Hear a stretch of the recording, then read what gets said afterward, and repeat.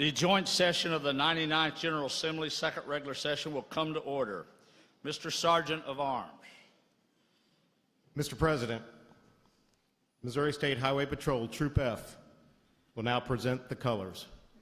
Mr. Sergeant of Arms, open the doors and allow the Missouri State Highway Patrol Troop F Color Guard to present the colors.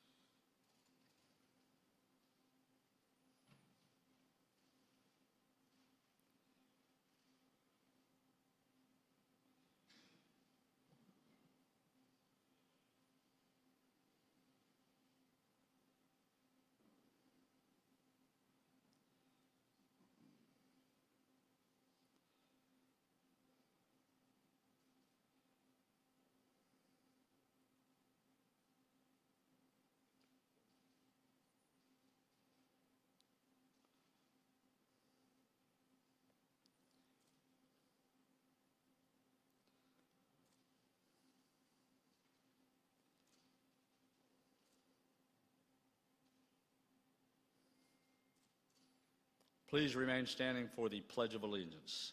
I pledge allegiance to the flag of the United States of America and to the republic for which it stands, one nation, under God, indivisible, with justice for all.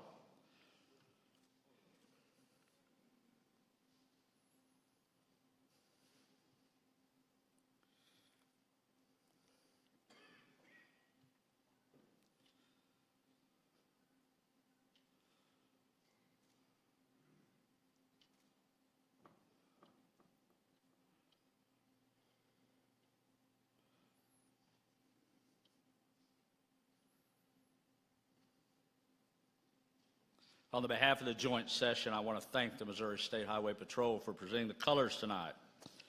The clerk of the House will open the board. All members of the House will signify their presence by voting aye. Mr. Clerk, please ring the bell and open the board.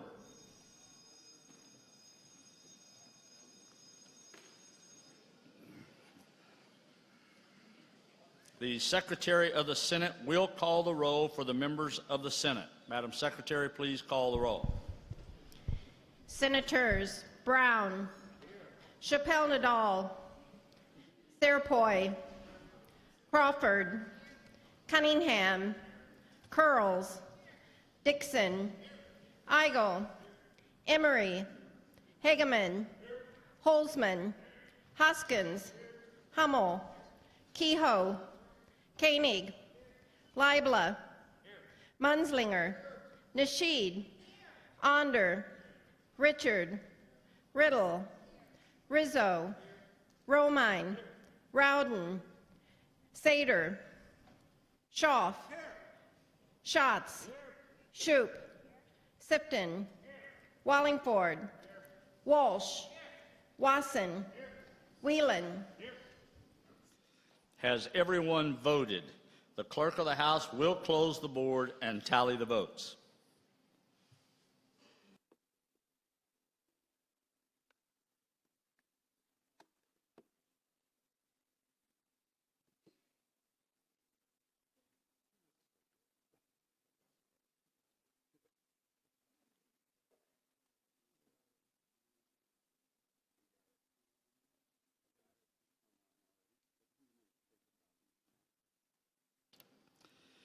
There are 133 members of the House present and 32 members of the Senate present, a quorum being established.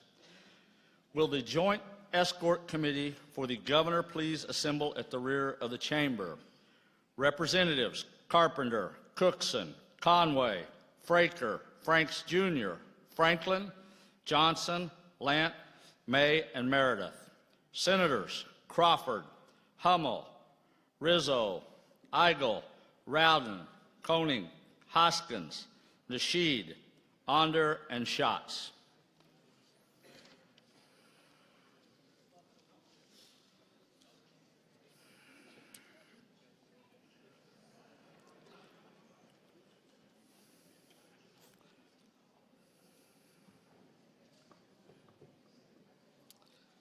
I'm also happy to introduce our special guest for today, starting with Secretary of State John R. Ashcroft.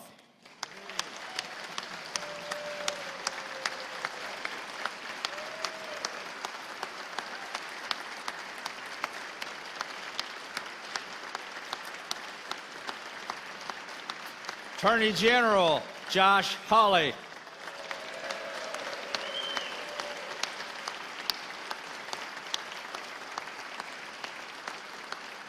Treasurer Eric Schmidt.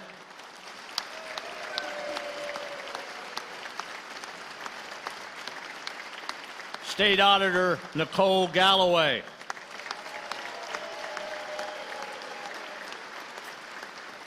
And from the Supreme Court, Chief Justice Zell Fisher. Judge Patricia Breckenridge. Judge Brent Powell. Judge Mary Russell. Judge George Draper III. And Judge Paul Wilson.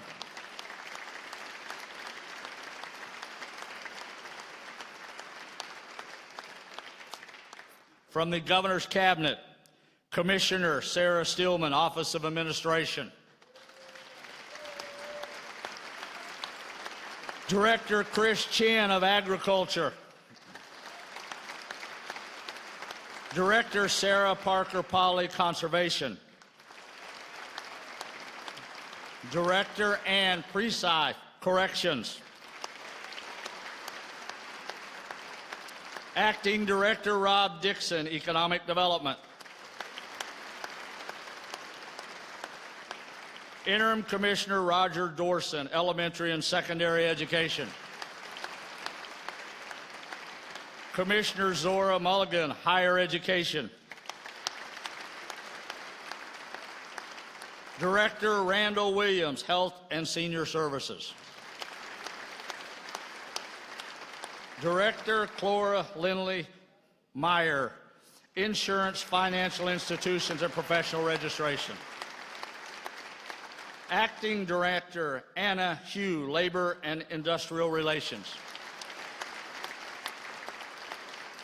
Director Mark Stringer, Mental Health. Director Carol Comer, Natural Resources. Director Drew Juden, Public Safety. Director Joel Walters, Revenue. Acting Director Steve Corsi, Social Services. Director Patrick McKenna, Transportation. Please also welcome Colonel Sandra Karsten of the Missouri State Highway Patrol and the Missouri Fire Marshal Tim Bean.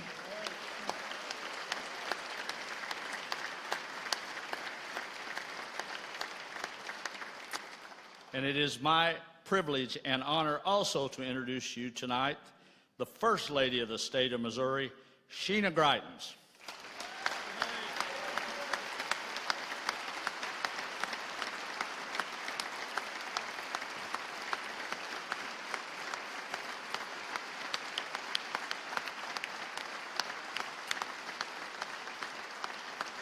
Also with Sheena tonight is her sister, Catherine Chestnut.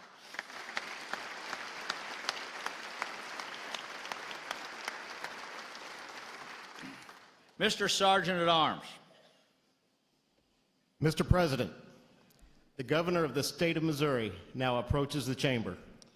Mr. Sergeant of Arms, open the doors to allow the Governor to enter. The escort committee will escort the Governor to the dais.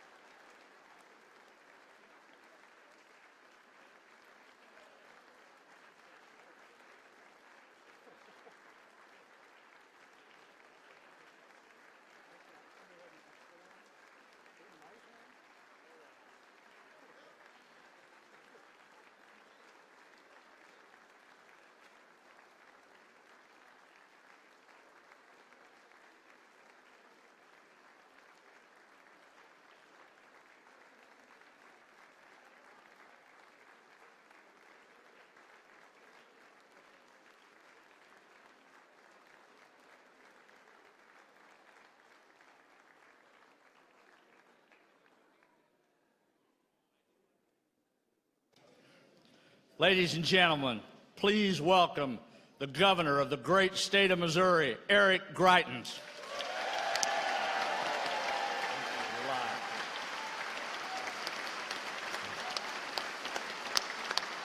Thank you. Thank you. Thank you all. Thank you.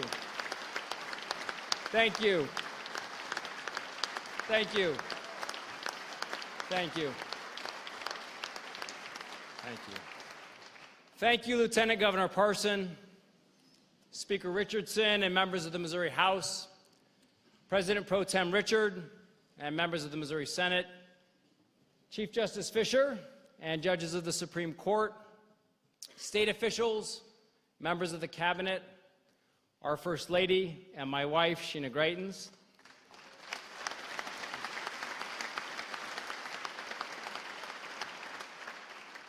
We have many honored guests here tonight, and one who is particularly special to me is my kindergarten teacher, Ann Richardson, who's here with us tonight.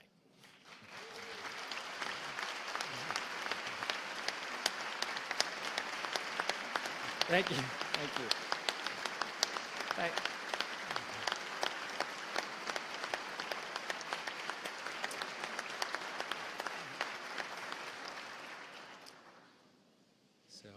I was in Mrs. Richardson's kindergarten class at McKelvey Elementary, home of the Dragons, and it was at McKelvey Elementary that I first heard the story of a boy from the town of Diamond, Missouri. He was born over a century ago, and he was born a slave. When he was a baby, he and his mother were kidnapped. He never saw his mother again, but by God's grace, he found a loving home and a new family that raised him as their own. Now, at the time, no school in town would admit a black student. So his parents taught him how to read and to write. When he was older, they sent him to Neosho, about 10 miles down the road, where there was a school that opened its doors to him. He worked hard and he did well, so well, in fact, that he was admitted to an agricultural college. Now, this was a tough time for American farmers. Their land was losing its richness, and no one could figure out a fix. The young man from Diamond invented new ways to grow crops. He traveled the country fixing farms, sometimes one by one, hoping rural communities grow strong and feed more people. By some reports, he is the man who saved American agriculture. When George Washington Carver was born, he was considered by many to be property on a plantation. He became an American hero, a friend of presidents.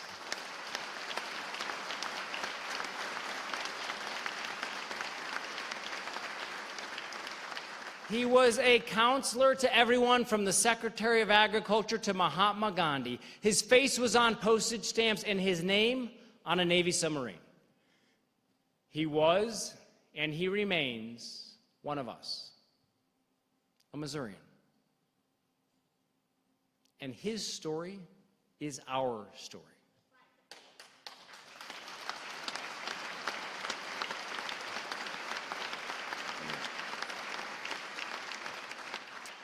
You know, George Washington Carver passed away 75 years ago this month. As we begin our work in this time and place, we should celebrate his life. And we should remember where he started and how far he went. Because we Missourians know that the contributions that have counted most have often come from people who were, at one time, counted out. I was sent here. I was sent here, and I believe that many of you were sent here, not to work for the connected or the comfortable, but for those who have felt counted out and forgotten. They are strong and proud, and while they may not have pull or power, or privilege. They do have enormous potential. And to those Missourians, I have a simple message. We have been and we will fight for you every single day.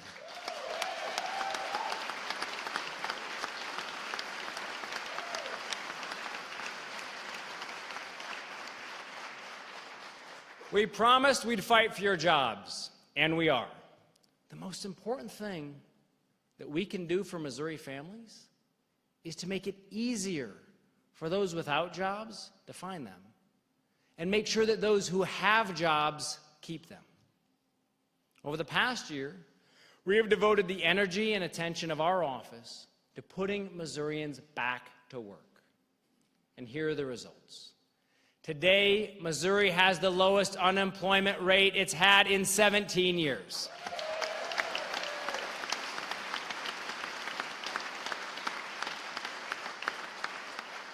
Since last March, we have outpaced the nation in job growth, and in the past year, Missouri moved up 9 spots in the rankings of the best states in the country to do business.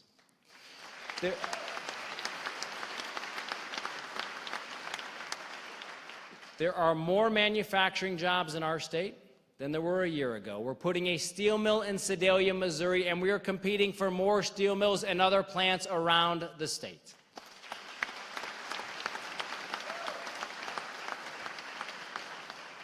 We are bringing good, quality jobs back to Missouri. Now, we haven't fixed in 1 year what was broken over the course of many decades. And many Missourians still struggle. We have a lot of work to do. But tonight, we can say there are more jobs in Missouri than ever before. People are going back to work, and we are moving Missouri in a new and better direction.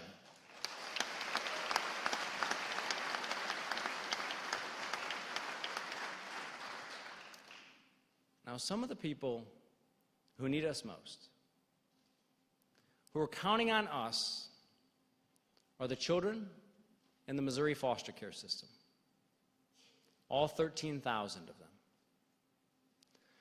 We live in a compassionate state, and there are thousands of loving families in Missouri who have opened their homes and their hearts to foster children. In fact, some foster and adoptive families are with us in the balconies this evening. Please join me in recognizing them.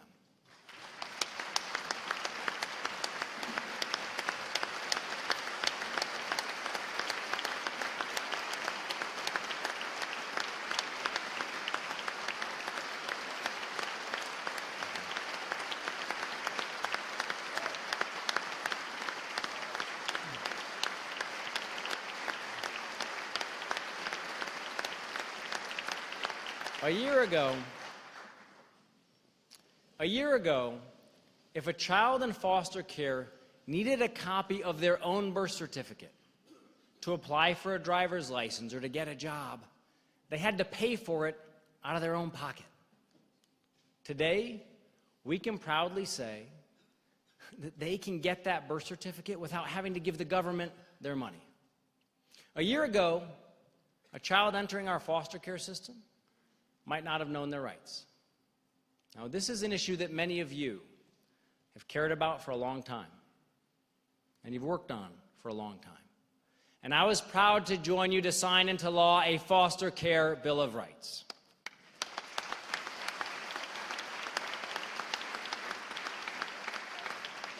And last month, Missouri officially joined the National Electronic Interstate Compact Enterprise to make adoption easier across state lines.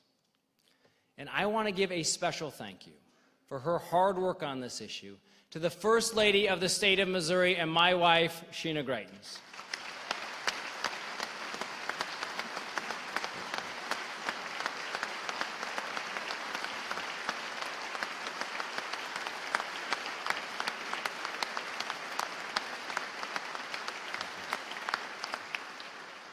Now, our team has been working with members of this body on 20 legislative initiatives to help children in need. Now, some of these initiatives will help reform and improve Missouri's adoption system so we can get children into safe, stable, and loving homes faster. Another would help children get access to bank accounts so they can save their money. Together, these 20 legislative initiatives will make a meaningful difference in the lives of the children of the state of Missouri. Now, as many of you know, before I joined the military, I worked with children in some of the world's most difficult places. I worked with children who'd lost their homes, kids who'd lost limbs to landmines, and children who'd lost their parents to violence. That work taught me that the damage done to children too often leads people to look at them as only damaged children. People see their problems and their pain, but they miss their courage. They see their scars, they don't see their strength. Every child in the Missouri foster care system has seen more than their fair share of hardship. We need to see in them their God-given potential, and we need to do everything in our power to help them to fulfill it.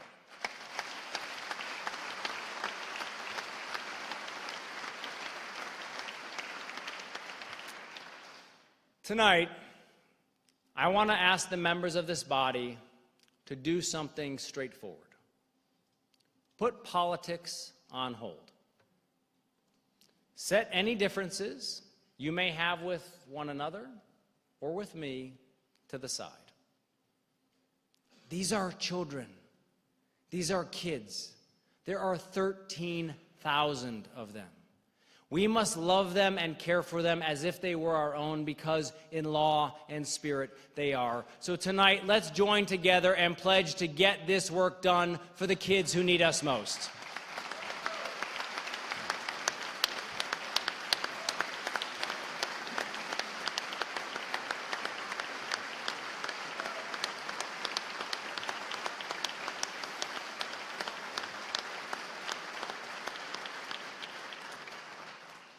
Now, one of the most important things we can do for those kids and for their families and for families throughout Missouri is to continue to bring more good jobs back to our state. For Missouri to prosper, we need to get government off our backs. When we came into office, we looked at the burden of regulations and red tape on our farms, ranches, businesses, homes, neighborhoods, and communities. We had almost 112,000 regulatory requirements on the books, adding up to more than 7 million words in total. Here's how bad things have got in Missouri. Since 2002, regulatory requirements in our state grew at a faster rate than the regulations imposed on us by bureaucrats in Washington, D.C. In Missouri, there was a regulation on the books that forced some small businesses to install and pay for a landline phone, even if they didn't want it and didn't use it. If you haul milk for a living, the government requires you to do a training. Now, it's a training that could be done online, on your own time, but because of outdated regulations, you've got to go to a meeting set up by the government in order to do it. Now, regulations like these, they waste money, they waste time, they are outdated and irrelevant. They had been building up for too long, like plaque in the arteries of Missouri's economy. These regulations cost Missourians money. They raise the prices of the things we buy. They slow down our mills, our farms, our factories, our shops. And they make government more bloated and more burdensome. Because of this, we launched the most aggressive, most thorough, most ambitious effort to roll back unnecessary regulations in the United States.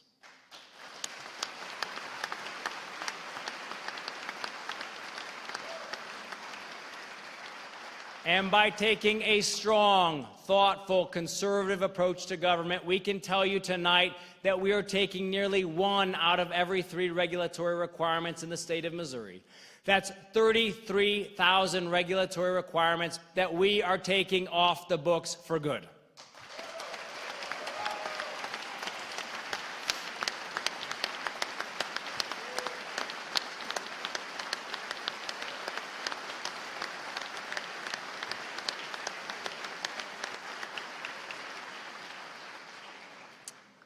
Missouri's become a leader.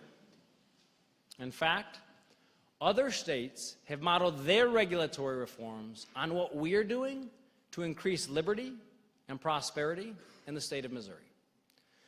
Now, my team and I will continue to eliminate regulations that are unproductive and unnecessary by executive action. And when we need legislation to roll back regulations, we will work with you. But there is more that we need to do to grow jobs in our state. Now, some of these we've talked about before. Making sure that we have the right laws on the books to be fair to family businesses, making strategic investments in education, infrastructure, and workforce development. Yet one of the best investments we can make in Missouri is also one of the most straightforward. Cut taxes and put money back into the pockets of the people of Missouri.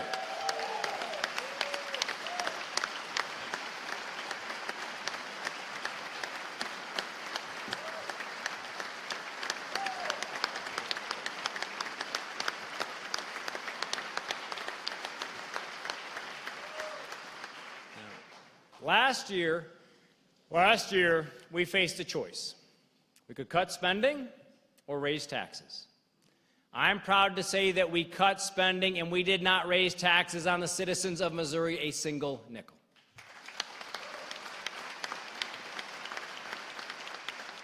And early next week, my team and I will lay out a detailed, thoughtful, and thorough plan to cut taxes on the hardest working families in our state.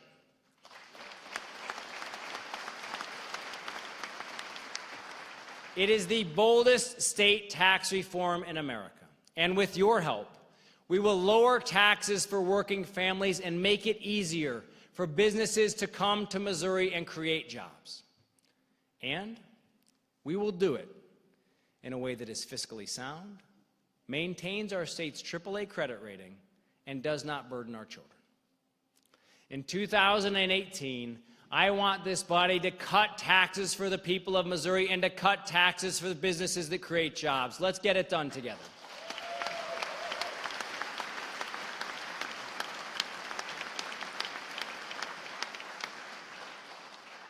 And today, I'm proud to tell you that we continue to shrink the size of government. In fact, today, the government of the state of Missouri is the smallest it's been in 2 decades.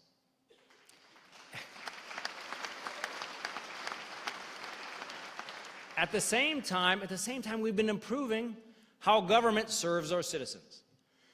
To do this, we brought in a team of outsiders with a clear mission: the most effective government at the lowest possible cost. In the Department of Natural Resources, we discovered a backlog of over 2,000 permit applications that had been submitted by businesses. The backlog was decades old, and in just the last year, the department sliced it in half. They actually found a permit.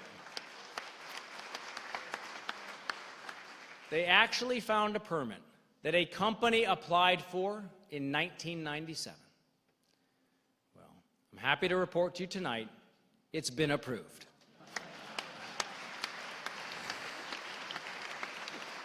Not only that, they got all of this done while cutting the department size and spending less money, and even with a smaller and leaner department, they still managed to make sure that Missourians have the safest drinking water they've had in almost 20 years. This type of change is happening across government. We found 4 planes that the government didn't need, and we sold them off. That also saved taxpayers almost $40,000 a year in maintenance, money the government was paying for planes that nobody was using. We found 30 cars the government didn't need, and we're getting rid of them. That's going to save Missourians over $500,000. Every year, the governor's office printed thousands of pages of paper for its annual budget. And every year, many of those big books sat on shelves, unopened, and collecting dust. So this year, we're putting the budget online and saving $3,601.50 in printing costs. We pay attention to dollars, and we pay attention to cents because we remember every single dollar this government spends was earned by the hard work of a Missourian, and this is the people's money.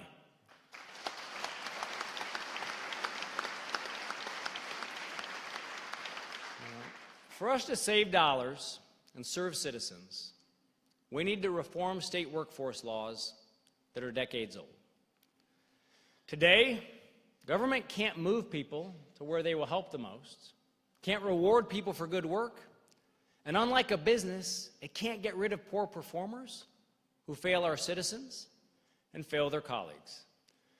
We need your help to build common sense government.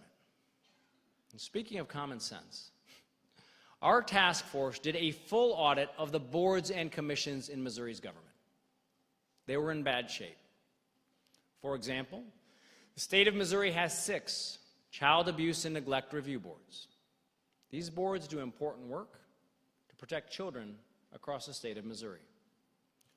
4 of the 6 of them weren't able to hear cases because they didn't have enough members to meet. We fixed this. Now they'll be able to get to work to protect our kids. To serve citizens well, government needs to do fewer things and do them better. For years, people have complained that Missouri government is chock full of redundant and unnecessary and wasteful boards and commissions. So our task force did a careful review, board by board, commission by commission, and recommended the elimination of hundreds of unnecessary government positions. Senator Riddle has introduced a bill that reflects these recommendations, and I urge this body to pass that bill.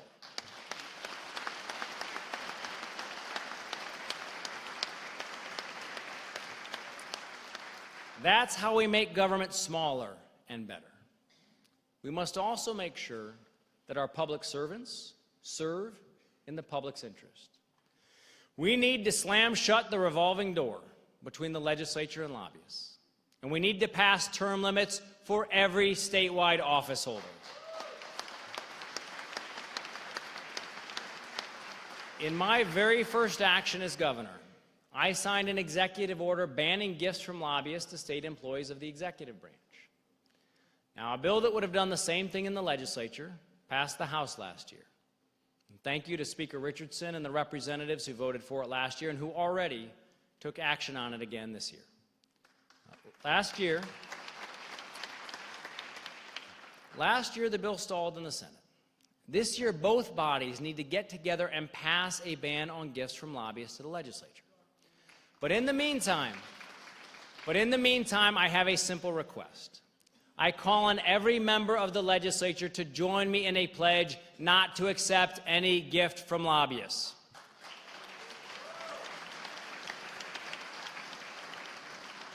Now, we promised the people of Missouri that we would support our law enforcement officers and first responders, and that's what we've done. There's an officer who tonight will step into the cold to keep Missourians safe. Now, the wife of one police officer told our team that when he leaves for the night, she can't be sure that he's home safe until she hears the Velcro of his body armor being taken off. This is what our law enforcement families experience every day. Last year, some of our law enforcement officers gave their lives in the line of duty. Others were wounded.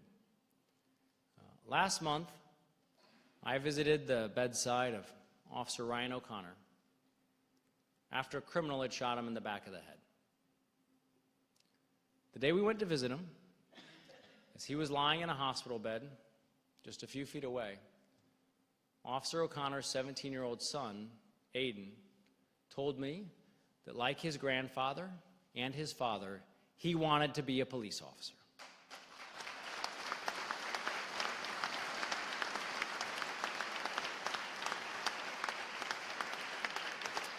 Aiden, we want you and young people across the state of Missouri to know. We want you to know that serving your community as a police officer is a proud and noble profession, and we're proud of you. We're proud of you.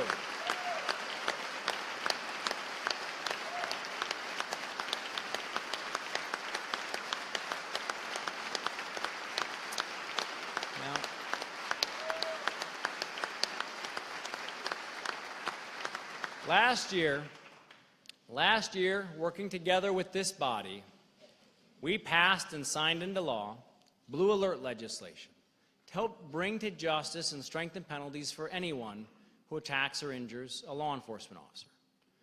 This year, we need to pass legislation that protects the health, safety, and well-being of our firefighters, police officers, and first responders. Some of these issues we've talked about before. One issue I want to raise tonight is the harassment of police officers. Today in Missouri, radicals can file liens against a police officer's house.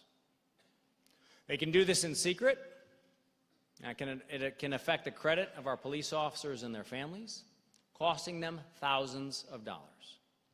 It's harassment, and it needs to stop. On behalf of law enforcement officers throughout our state, I'd ask this body to pass a clean version of legislation that protects them from this type of harassment.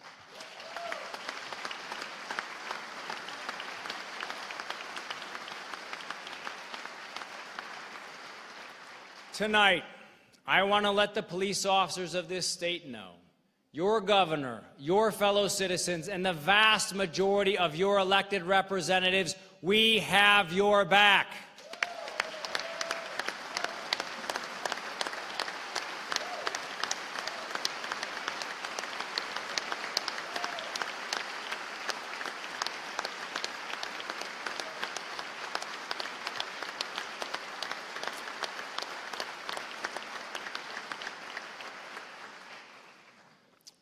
We're working to build the finest National Guard in the country. And I'm proud to say that we were able to add 800 National Guard jobs this past year. We want Missouri to be the best state in the country for veterans and military families. You know, we have members of the armed forces who get orders to come to Missouri, serve in places like Whiteman Air Force Base and Fort Leonard Wood. Today, what makes it hard for some of them is that if their spouse is licensed to work in another state, Missouri may not recognize those licenses. That means if your spouse has a career in dentistry and your family has moved to Whiteman Air Force Base from Tennessee, they may not be able to work here in Missouri. That needs to change. We need to grant full reciprocity of licenses obtained in other states to military members, veterans, and their spouses.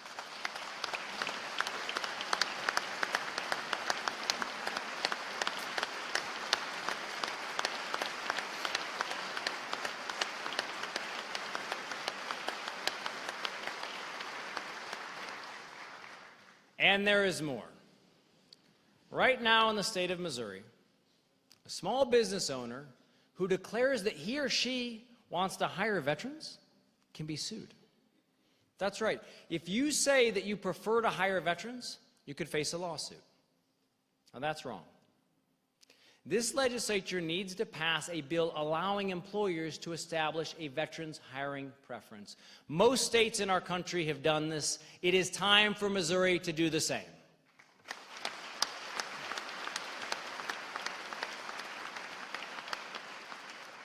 Now, I had the honor of visiting with the men and women of Missouri's National Guard when they were serving overseas with the U.S. Central Command. The men and women from the 1st Battalion, 138th Infantry Regiment are home now. And I wanted all of you who are here today to be able to say to them, welcome home, we're proud of you.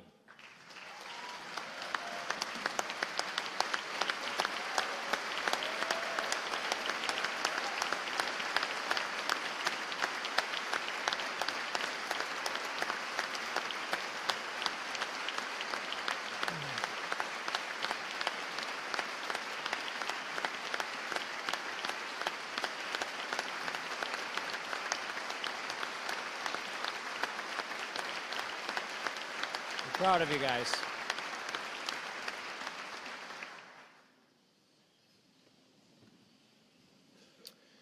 We promised the people of Missouri that we would fight for them. We have and we will. We promised the people of Missouri we would do different. We have and we will. We promised the people of Missouri that we would fight for the least among us, the counted out and the forgotten. We have and we will. Tonight, we can look back with pride and look forward with confidence. We have come far in a year.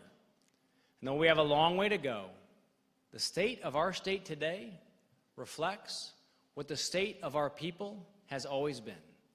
Missouri is strong, and she is getting stronger. Thank you, God bless you, and God bless the people of Missouri.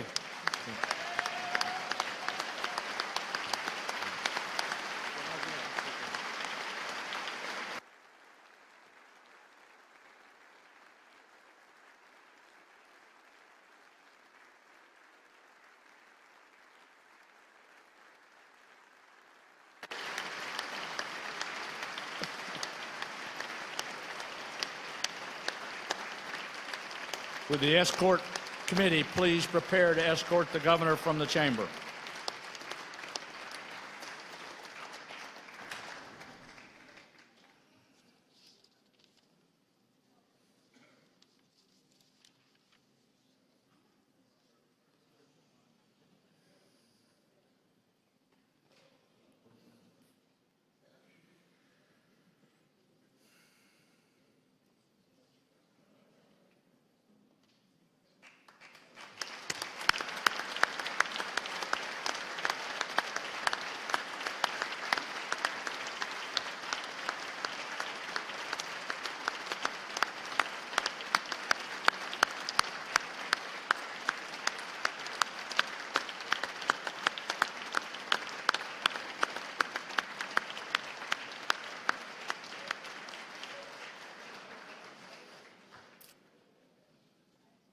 Senator from Cole.